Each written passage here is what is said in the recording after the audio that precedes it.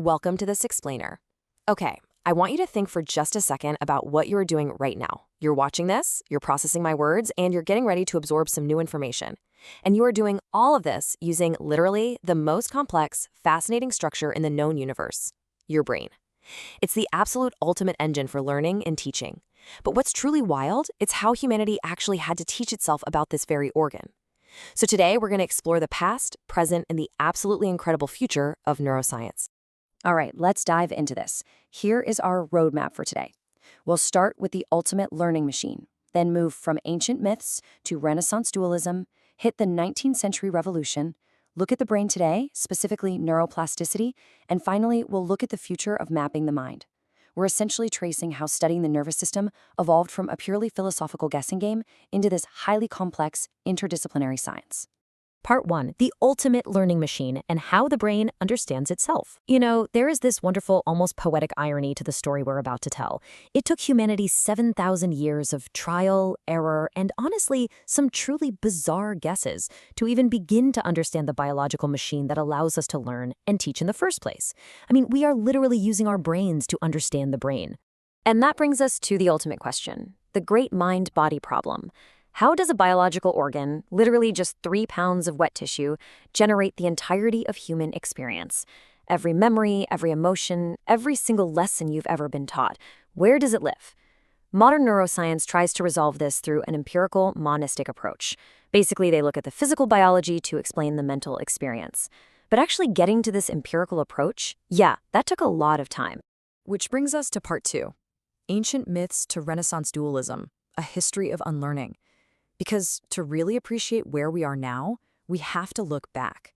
The early history of neuroscience isn't just a highlight reel of discoveries. No, it's really a story of unlearning. Our ancestors had to unlearn some pretty surprising and frankly kind of hilarious misconceptions to get us on the right track. Get this, 7,000 years ago, our prehistoric ancestors were performing trepanation. They were boring actual holes into human skulls, probably trying to treat headaches or mental disorders. Fast forward to ancient Egypt, and the brain was considered so utterly useless that they often just scooped it out and tossed it during mummification. They fully believed the heart was the true seat of the soul and memory.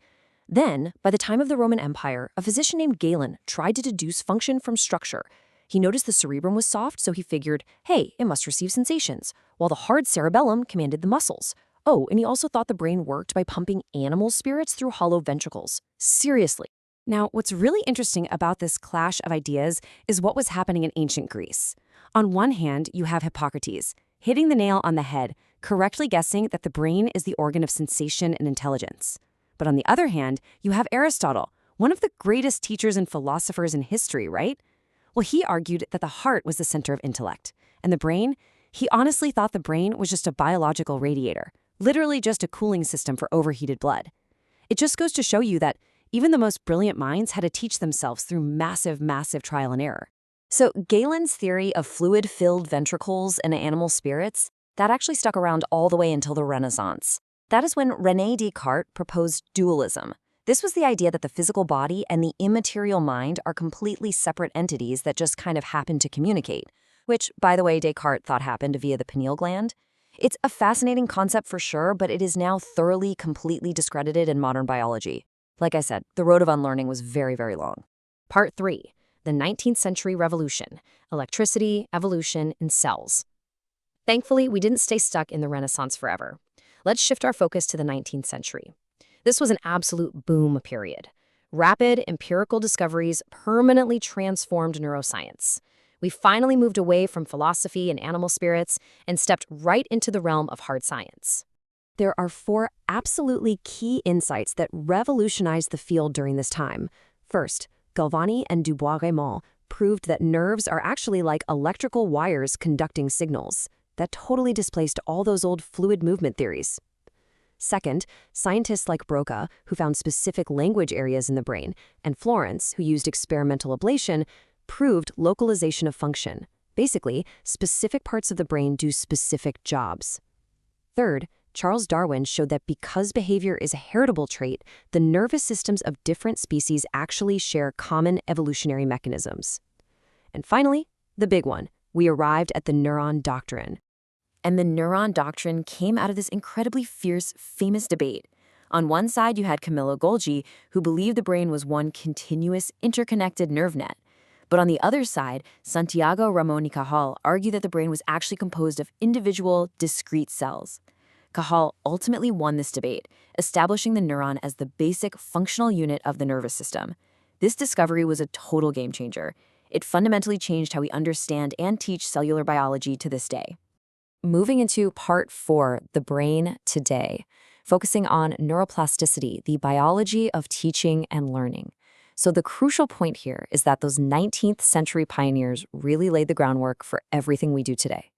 Modern neuroscience is no longer just one guy looking through a microscope, right? It is this massive interdisciplinary team effort aiming to uncover the literal biology of how we teach, how we learn, and how we exist. To tackle something as unbelievably complex as the human brain, contemporary research has to combine biology, chemistry, psychology, physics, and computer science. And they organize this huge workload across 5 specific levels of analysis. They start way down at the tiny molecular level, move up to the cellular, then systems, behavioral, and finally, the cognitive level, which is how we actually think and process information. But at the very heart of all this modern research is one of the most empowering concepts in all of science: neuroplasticity. This is the brain's ability to physically change and rewire itself in response to experience. I really want you to think about this for a second. Neuroplasticity is the biological essence of teaching and learning. The very act of you watching this explainer, focusing on these concepts, it's actively causing your neurons to fire and wire together in brand new patterns. I mean, your brain is physically, structurally different right now than it was just 10 minutes ago. How cool is that? And to highlight just how active and vital this field is, let's look at the year 2014. That year, a Nobel Prize was awarded for the discovery of the brain's spatial positioning system, specifically grid cells and place cells. By studying neuroplasticity, researchers figured out exactly how our brains create a map of the world around us. Modern technology builds on those discoveries with mind-blowing methods like optogenetics. This is a revolutionary approach born from the post-genomic era. Check out how this works. First, researchers introduce light-sensitive proteins called opsins. Step 2, they insert them into individual neurons. And step 3, they use fiber optic cables to shine specific light on them. This literally allows scientists to selectively activate or inhibit individual neurons with incredible precision.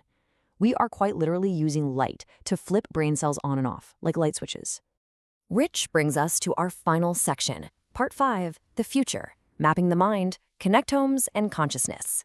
With tools like optogenetics and advanced imaging, we are standing right on the edge of tomorrow.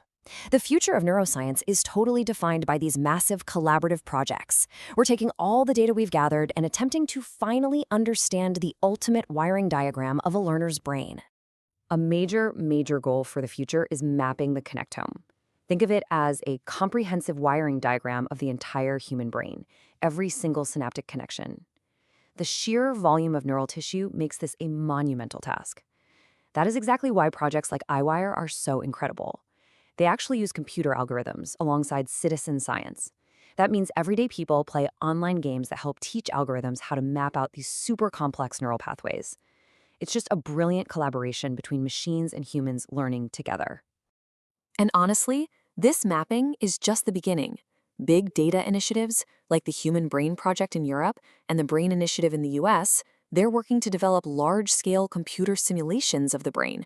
And on the clinical side, researchers are pushing the frontiers of deep brain stimulation and pharmacogenomics. Now, pharmacogenomics is incredibly exciting and holds so much hope. It's essentially the process of using a person's unique genetic code to choose the exact right medications for them. We're talking targeted, highly personalized treatments for conditions like depression, schizophrenia, and Parkinson's disease. But, even as we map the connectome and simulate the brain with supercomputers, we are still left with the absolute holy grail of neuroscience. We call it the hard problem.